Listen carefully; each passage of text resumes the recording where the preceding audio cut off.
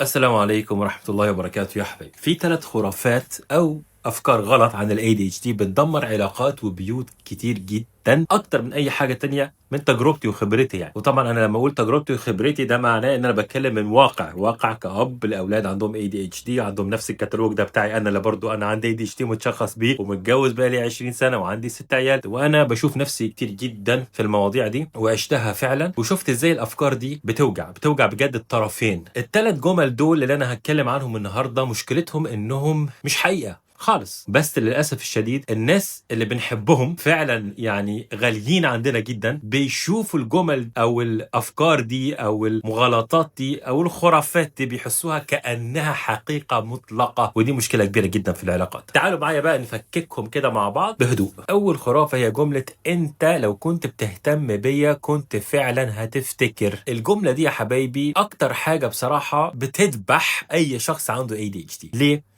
لأنها مش بتشكك في قوة الذاكرة اللي عندنا، هي بتشكك في القلب، في حبنا اللي قدامنا ده. طيب ايه بقى الحقيقة اننا بصراحة بننسى حاجات كتير جدا، لكن احنا بننسى الحاجات الكتير دي علشان احنا عندنا مشكلة في الوركينج ميموري بتاعتنا، الذاكرة العاملة، يعني في دماغنا في مشكلة في النقطة دي، في دماغنا، في الكيمياء دماغنا. يعني الشخص ممكن يكون يحبك اكتر من كل حاجة في الدنيا، اي حاجة تانية في الدنيا بلاش اي لازمة غيرك انت، وينسى برضو يجيب الطلب اللي انت لسه موصي بيه او اللي انت لسه موصية بيه، يعني مثلا من ربع ساعة أو من ساعة. ده مش معناه إنه الطلب اللي أنت طلبتيه مش مهم، معناه إنه الدماغ حرفيا مش بتحتفظ بالمعلومات المؤقتة. ال ADHD كأنه كده بيمسح البيانات من الدماغ بس مستحيل يمسح الحب من قلبه. تاني خرافة حبايبي جملة أنت شخص أناني ما بيهمكش غير نفسك وبس ودايما بتقاطعني. كم مرة شخص عنده ADHD قاطع اللي قدامه في الكلام،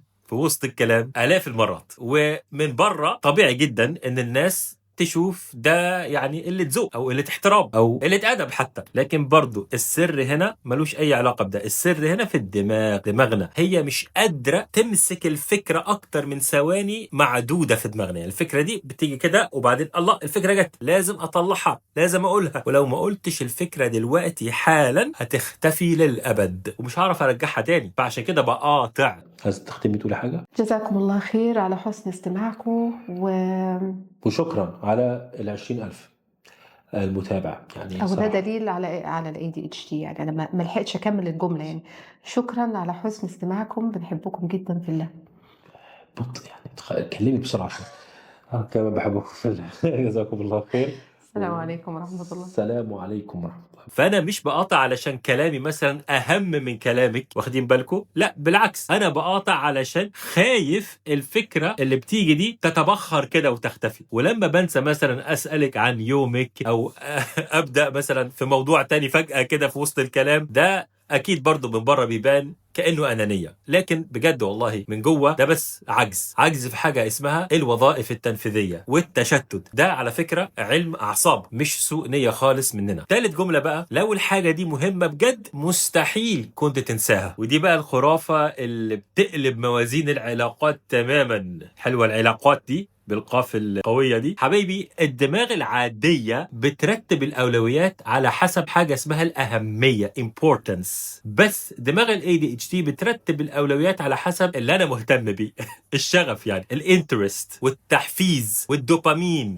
عشان كده ممكن جدا افتكر تفصيلة تافهة من فيديو مثلا شفته من 3 سنين وانسى ميعاد عائلي في منتهى الاهمية حتى لو الميعاد ده كان امبارح مثلا. هل ده معناه ان الفيديو التافه ده اهم من عيلتي مثلا؟ اكيد لا طبعا، لكن الدماغ بتشتغل بكتالوج مختلف في النقطة دي. فالميزان في القلب مضبوط جدا بس الميزان في الدماغ محتاج توجيه ووضوح. طيب فهمنا دلوقتي بقى، ممكن تقول الحل عشان البيوت ما تتخربش والعلاقات تستمر؟ اولا لاصحاب ال ADHD عيلتي التانية وحبايبي، لازم نبطل نستخدم التشخيص كعذر. التشخيص ده تفسير، ماهوش عذر ولا مبرر. بلاش نقول انا كده كده وخلاص اقبلوني. لا، انا عايزك تقول ده ال ADHD بس انا هتحمل مسؤولية ان انا فعلا ادور على ادوات، على علاج عشان اتحسن واقلل الاذى اللي فعلا حقيقي بيحصل للناس اللي انا بحبهم. فزي ما قلت، التشخيص تفسير مش مبرر. ثانيا، لاي شخص بقى، زوجة، زوج او قريب او اي حد صديق قريب، علاقات يعني عامة، حد عنده ADHD في حياته، أرجوكم بطلوا تترجموا أعراض التشتت والنسيان والكلام ده كله على إنها عيوب في الشخصية، عيوب في الأخلاق، نقص في حبهم ليكم. لا، ده مش حقيقي. لما يقطعك أو ينسى، لازم نفهم ان دي حاجة في الوظائف التنفيذية عنده. انا عارف كلمة اعاقة بتتعب بعض الناس، لكن بس عشان نفهم دي فعلا اعاقة وظيفية في المخ يعني كيميائيا، بس عشان نفهم بس اللفظ ده مش يعني اساءة، ده بس للفهم. فلو انتوا الاثنين مثلا زعلتوا من الجمل دي قبل كده اللي انا اتكلمت فيها النهارده، يعني اكيد حقكم تزعلوا، بس دلوقتي بقى انتوا عرفتوا ليه، وعرفتوا السر، في وعي. فده مش نقص حب ولا ده نقص اهتمام، لا ده نقص دوبامين. من الاخر كده المعرفة والوعي هي اللي فعلا بتنقذ العلاقات وبتخلينا ارحم ببعض بكتير جدا. فلو الفيديو ده لمسكم فعلا واستفدتم منه، يا ريت تشاروه، تعملوا منشن لحد محتاج يسمع الكلام ده. انا بحبكم جدا في الله، انا اخوكم انس، نراكم في الفيديو القادم ان شاء الله. السلام عليكم ورحمة الله تعالى وبركاته.